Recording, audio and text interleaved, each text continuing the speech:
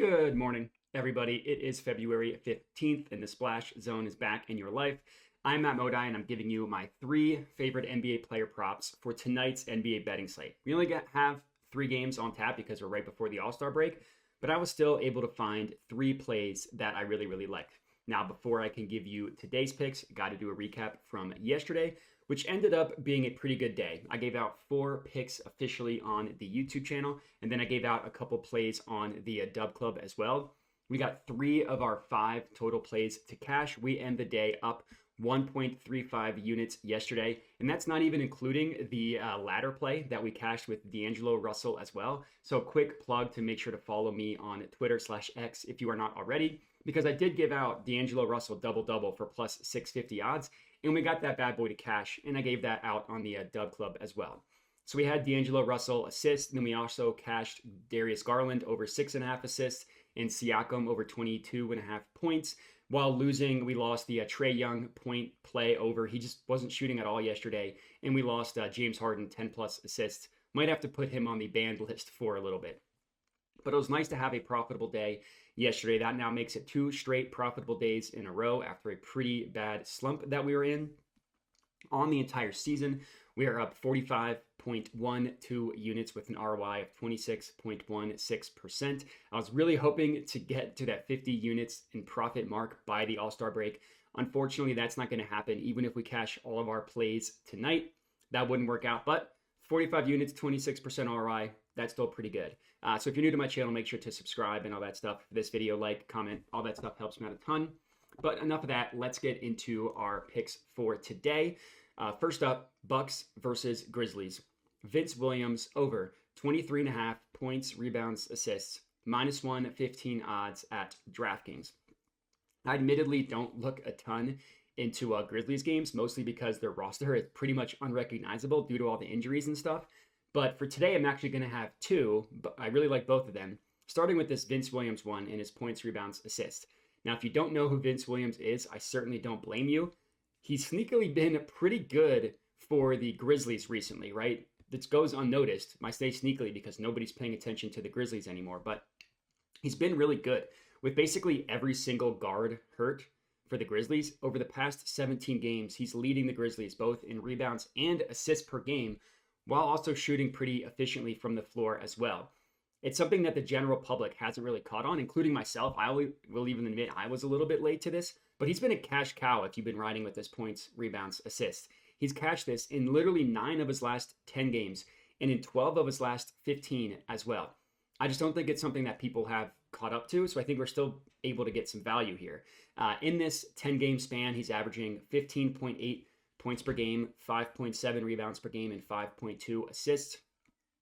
For those of you counting at home, that would be almost 27 combined points, rebounds, assists that he's getting in the past 10 games.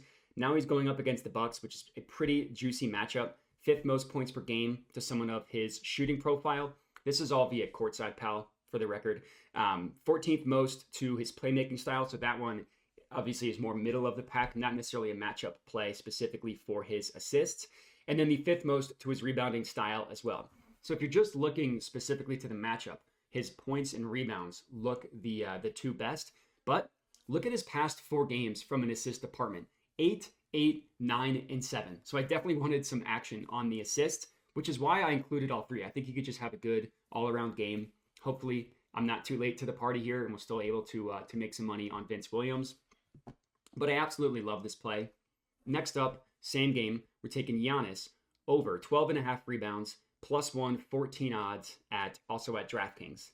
So rebound is another kind of market that I don't really dive into a ton, but I thought this was a really good play for Giannis in his rebounds, even at the 12.5 number, which I understand is pretty high, but it's pretty high for good reason, right? Giannis, he did miss this last game. He had 11 rebounds.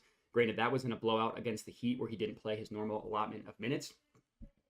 The previous 2 games, he had 14 and 18 rebounds against the Hornets and the Nuggets. And this is a play, it's another matchup play. Just look at the Grizzlies, right? They really don't have anybody left to play center. And because of that, and because of the fact that they just miss a ton of shots, they give up an absurd amount of rebounds. Last game against the Rockets, 3 separate players on the Rockets had double-digit rebounds. Amen Thompson had 12 on the over-under of 4.5. Dylan Brooks had 10 on the over-under of 3.5.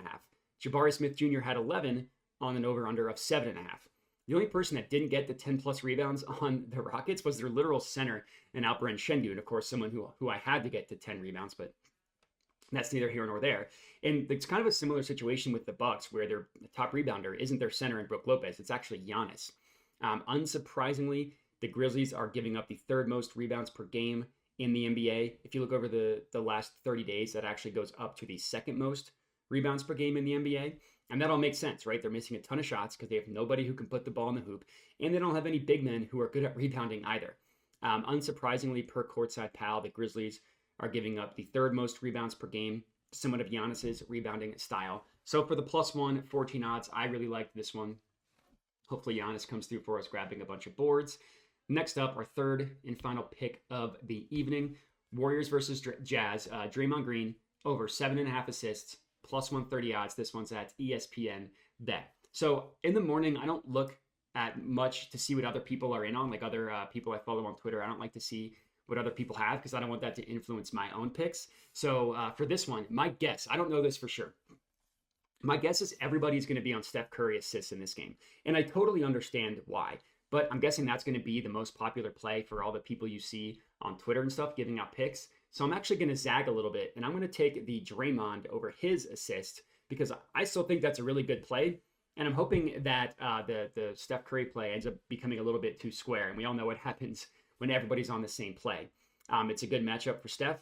It's also a really good matchup for Draymond. And he's been playing really well since he returned from his suspension. He's played 13 games since he returned. He's averaging just over 10 potential assists in those 13 games. But if you isolate that to just the month of February, as his playing time has been ramped up, he's averaging almost 12 potential assists in the month of February. Now for the Jazz, amazing matchup. The Jazz give up a ton of assists, literally the second most assists per game in the entire NBA, just total, not position specifically, just total assists per game, the second most.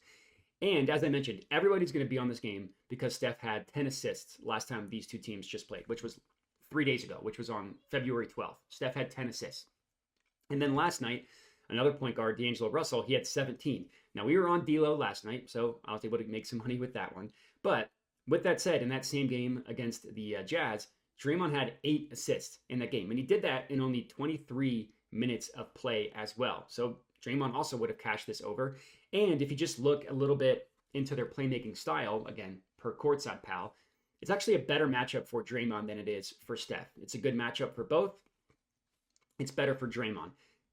Again, per Courtside Pal, the Jazz give up the most assists per game to someone of Draymond's playmaking style, while only the 7th most to someone of Steph's playmaking style. So catered a little bit better towards Draymond there.